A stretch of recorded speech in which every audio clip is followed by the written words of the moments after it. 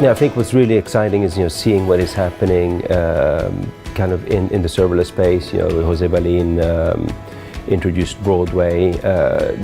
Seeing the direction Phoenix is taking with Live View.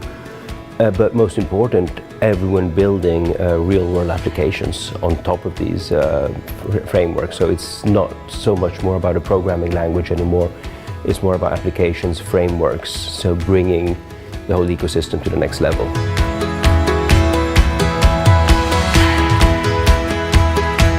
So for me personally, the most important moments were the keynote from Jose Balin, where he outlined where projects were and the history until it got to this point.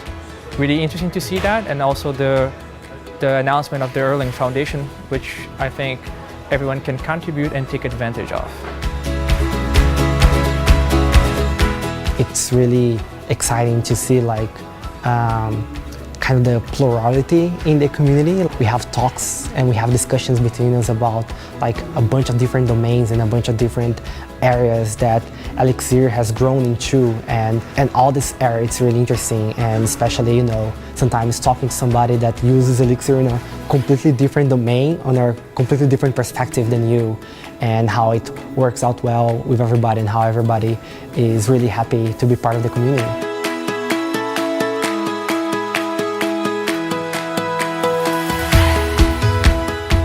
It's always nice to see practical experiences from people on using a system, and especially something like Flow that's now being moved, more.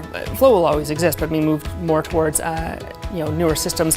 How that's evolved, and the surprise talk at the end, talking about what that translation would look like, I found very interesting.